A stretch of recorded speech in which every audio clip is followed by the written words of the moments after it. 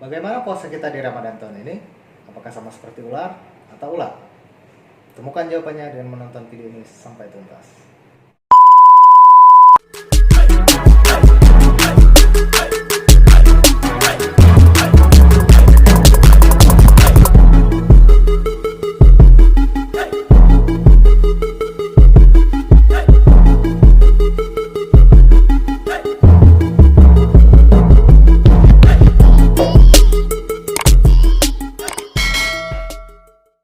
Assalamualaikum teman-teman sekalian, terima kasih telah berkunjung di channel ini.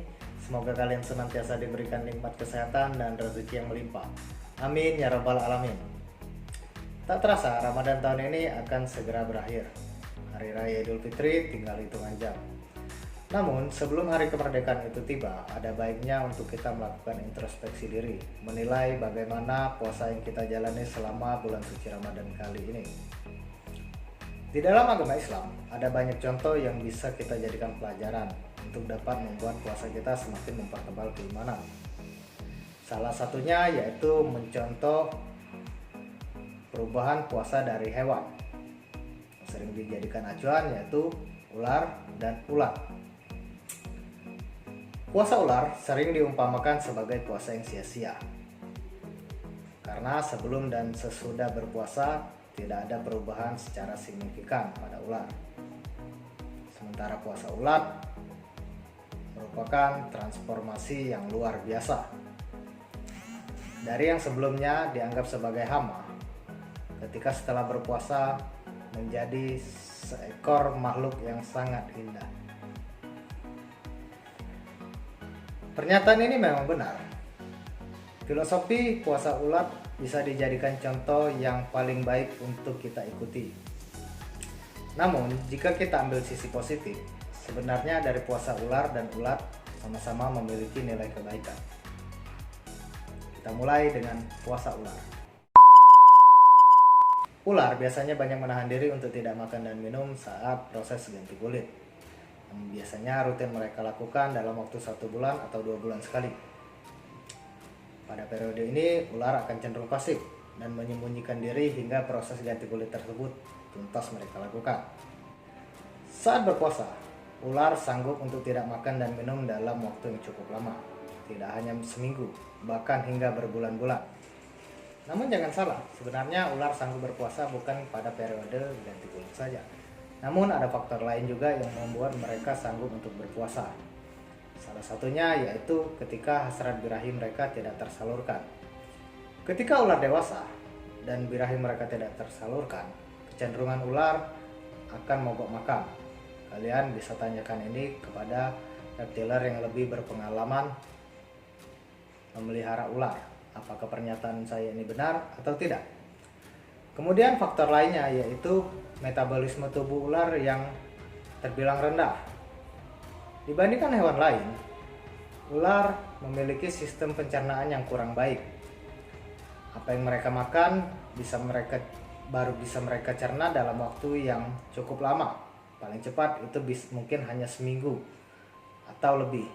Hal inilah yang membuat ular sanggup untuk tidak makan dalam periode yang lama. Kembali soal ganti kulit. Pada masa ini sebenarnya tidak bisa dijadikan acuan sepenuhnya sebagai periode ular berpuasa, karena ada juga ular yang nyatanya tetap mau makan. Sebagai contoh ialah ular peliharaan saya yang tetap mau makan ketika saat proses ganti kulit atau shedding. Memang kecenderungan ular untuk makan pada masa ini lebih kecil. Ular menjadi tidak aktif karena menyembunyikan diri agar terhindar dari predator ketika mereka sedang ganti kulit. Hal inilah yang membuat ular sering diumpamakan berpuasa pada periode ganti kulit. Pada periode berpuasa ini, tidak banyak sisi positif yang bisa kita dapat. Sebab, muka ular sebelum dan sesudah ganti kulit tetap sama. Kemudian, nama sebelum dan sesudah juga tetap sama, yaitu ular. Pun demikian juga dengan makanannya, cara bergerak, hingga tabiat sama sekali tidak berubah. Lantas, di mana nilai kebaikannya? Proses ganti kulit pada ular bertujuan untuk membuang parasit pada tubuhnya. Bisa disimpulkan bahwa ular berpuasa untuk menjadi lebih baik dengan meninggalkan kotoran pada tubuhnya. Nilai kebaikan lain yang bisa kita jadikan pelajaran yaitu bagaimana kerinduan ular kepada Rasulullah. Kisah ini berawal dari keikutsertaan Abu Bakar bersama Rasulullah Nabi Muhammad SAW ketika hendak hijrah dari Mekah ke Madinah. Ketika itu Rasulullah dikejar oleh para jagal kafir Quraisy untuk dibunuh. Sebelum meninggalkan kota Mekah, Rasulullah bersama sahabatnya itu sempat bersembunyi dan beristirahat di dalam sebuah gua di Jabal Syur. Sebelum beliau memasuki gua, Abu Bakar dengan sigap mengecek dan menutup lubang-lubang yang ada di dalam gua agar mereka terhindar dari binatang buas. Di dalam gua, mereka sepakat untuk gantian berjaga. Dalam tidurnya, Rasulullah melabuhkan kepalanya di pangkuan sang sahabat. Namun sayangnya, ada satu lubang yang belum sempat ditutup Abu Bakar, dan ternyata di dalam lubang itu ada seekor ular berbisa. Abu Bakar menatapnya waspada. Ingin dia menarik kedua kakinya untuk menjauh dari hewan berbisa tersebut. Namun dia mengurungkan niat itu karena tidak ingin mengganggu tidur Rasulullah. Justru Abu Bakar nekat menutup lubang dengan salah satu kakinya. Dia tidak ingin membangunkan kekasih Allah yang tengah tertidur dan memilih untuk mengorbankan kakinya. Karena kenekatannya ini, lalu ular itu menggigit pergelangan kaki Abu Bakar. Dia mencoba menahan kakinya agar tidak bergerak sedikit pun. Di saat bersamaan, sekujur tubuh Abu Bakar mulai terasa panas ketika bisa ular menjalar dengan cepat di dalam darahnya. Abu Bakar tak kuasa menahan tangis ketika rasa sakit itu tak tertahan lagi. Tanpa sengaja, air matanya menetes mengenai pipi Rasulullah yang tengah berbaring. Rasulullah kemudian terbangun dan menanyakan mengapa ia menangis. Lalu Abu Bakar berkata bahwa kakinya baru saja digigit seekor ular. Rasulullah kemudian berbicara kepada ular itu. "Hai, tahukah kamu, jangankan daging atau kulit Abu Bakar, rambutnya pun haram kau makan." Dialog Rasulullah dengan ular ini menjadi mukjizat sehingga Abu Bakar mampu mendengarnya. Lalu ular berkata, "Ya, aku mengerti. Bahkan sejak ribuan tahun yang lalu ketika Allah mengatakan, barang siapa yang memandang kekasihku Muhammad dengan mata kecintaan, aku anggap cukup untuk menggelar dia ke surga. Ya Rabb, beri aku kesempatan yang begitu cemerlang dan indah. Aku ingin memandang wajah kekasihmu." Lalu apa kata Allah? "Silakan pergi ke Jabal Syur. Tunggu di sana, kekasihku akan datang pada waktunya." Dengan jawaban ini, ular dengan setianya menunggu kedatangan Rasulullah hingga ribuan tahun di dalam gua. Namun saat waktunya itu tiba, pandangannya malah terhalang oleh kaki Abu Bakar. "Ribuan tahun aku menunggu untuk jumpa engkau Muhammad.